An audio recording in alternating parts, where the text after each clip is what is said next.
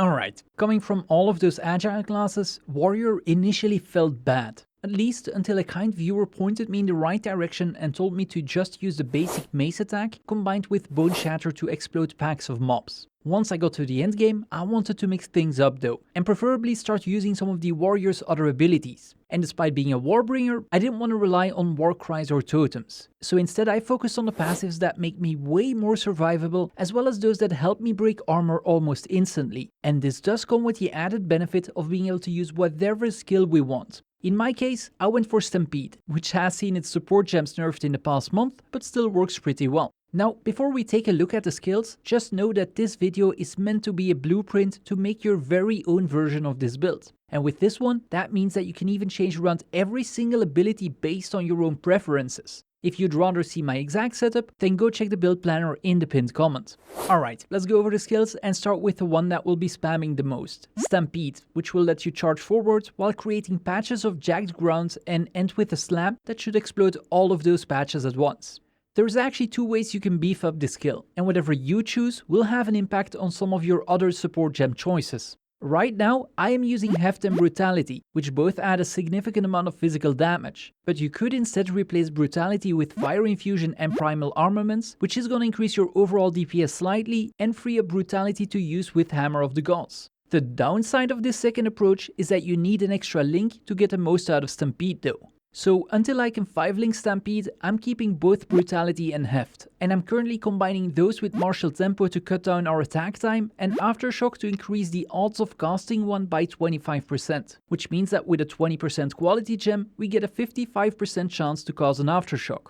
And actually, when thinking of it, even when I do finally get my 5 or my 6 link, I might still keep the current setup, because I could still add momentum, as we will almost always meet the requirements for the extra damage and magnified effect for even more AoE.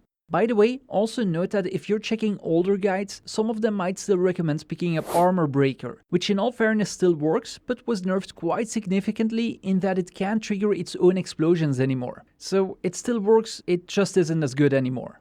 Now, before picking up Stampede, I actually tried making this build work with Leap Slam instead, and despite its higher mana cost, it was actually manageable as long as I could keep spamming flask charges. But I ultimately ended up taking a different approach, since Leap Slam sometimes seemed to completely miss my targets, and it can break armor due to it being a payoff ability, which is gonna be important when we get to the passive nodes. I still keep it on my bar though, because Holy Descent turns it into a pretty decent support ability that helps us sustain, and it's still a good option if you need to get out of a tricky situation quickly.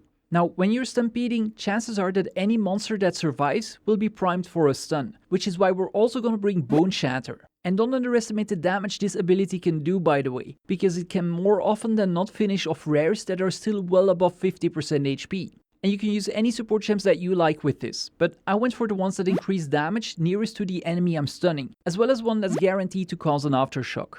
All three of these skills are great for clearing packs of monsters, but we still need a solution for bosses or that one rare that might have survived. And our first one will be Hammer of the Gods, which deals a ridiculous amount of damage in and of itself. And we're gonna add even more to it by slotting in Lacerate, which gives a 50% chance to inflict bleeding. That's gonna add another 75 to 100% damage, as well as Ingenuity, so that we can cast our hammer more. The latter isn't really needed for general mapping, by the way, as it should be off cooldown for about just every rare monster, but it is a pretty nice quality of life on bosses. Now, remember the setup we talked about for Stampede? Well, if you went with the fire support gems, you should also slot in Brutality. If you haven't, then feel free to experiment with different setups. You could maybe use Fists of War for 20% damage and AoE bonus, or Rageforge to consume some of your rage in exchange for 35% damage. Or maybe even exploit Weakness to consume some of that broken armor for another 50% damage. There's tons of good options, so pick whatever one you like the most.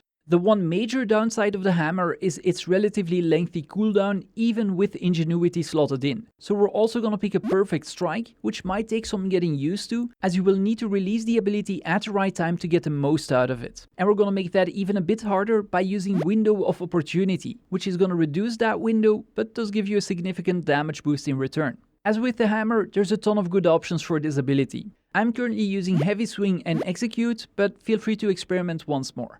And that's all of the actives, but we can improve on just about every single aspect of this build by using 4 different spirit gems, which does mean that you will need to find a way to get at least 20 more spirit. I've done this through my amulet, which turned out to be fairly cheap, but if you're not there yet, don't worry, just deactivate one of the 4.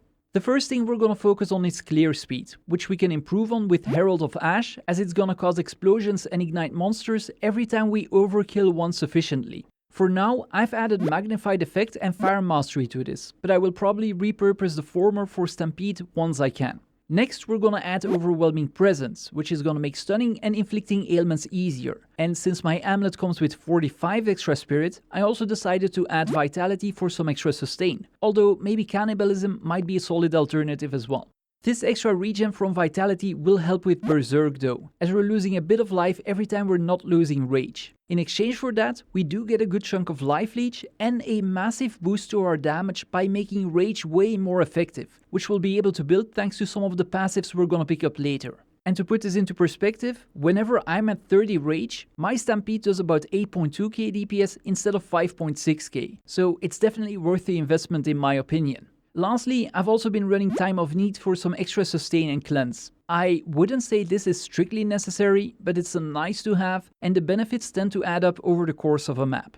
Okay, so that's all skills, and we're gonna talk about gear in a bit, but let's first do the passives, because there's quite a few nodes that will impact our build. For your basic nodes, you're gonna want anything that improves your attack speed to get some of the clunkiness out of your abilities, extra damage, which doesn't only increase DPS but also your stun buildup, as well as strength, because we're gonna invest in Giant's Blood so that we can wield the two-handed mace alongside a shield. And being able to equip a shield opens up a couple of interesting options on the tree as well, as there's quite a few ones that will raise your damage and attack speed for simply having one equipped. And do also make sure to pick up a couple of nodes that will actually allow you to build Rage. I personally found that Sudden Infuriation is more than enough, but I do plan on eventually also getting Unforgiving so that I can get more maximum Rage and therefore even more benefits from my Berserker gem. And that brings me to the Warbringer, which has a rather interesting node that allows us to block damage from any hit, which means anything that isn't a dot, without actually needing to raise our shield at the cost of 35% block chance, which we can somewhat make up through passive nodes, as well as the Unique Svalinn Shield, which will literally change the way the game calculates your block chance due to it now being lucky. I currently have Abysmal gear, as I haven't really invested that much in any single piece, and I was lucky enough for the shield to drop on me. So my block chance is rather low and sitting at 37%. Or in other words, I have a 63% chance to take a hit. Now, thanks to that lucky block chance, that 63% gets rerolled once, and then the game will take whatever the best result is for me. So to calculate what the odds of me actually getting hit are, we need to multiply that 63% by itself, which comes down to just under 40. So my effective block chance isn't 37, but it's actually closer to 60. And keep in mind that we don't need to raise our shield because we have Turtle Charm. Apart from this, I've also invested in Anvil's Weight, which is gonna help break armor with just about every single skill we use, except maybe for Leap Slam, which can consume that broken armor for a 500% bonus to stun buildup. And I'll most likely invest my final 2 points into Jade Heritage, which is gonna make me even tankier. Now, if you'd rather add a Warcry or a Totem to the mix, then feel free to pick up either of those initial nodes though.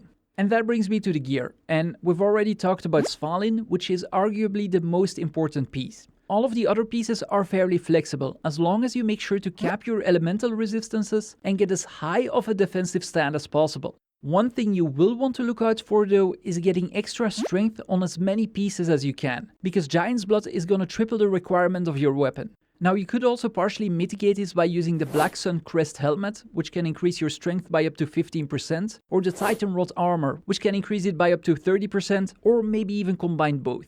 For now, I'm using neither, as it would cut into my elemental resistances a bit too much, but I might try and fit both in so that I can get a better weapon, as it definitely can use some upgrading. As for the weapon, try to get the highest physical DPS you can, and if you have the luxury of being picky, try to get one that adds levels to your melee abilities, as long as you can sustain the mana cost of spamming Stampede, of course. Other stats to look out for are physical damage on your gloves and rings, and of course that extra spirit on your amulet.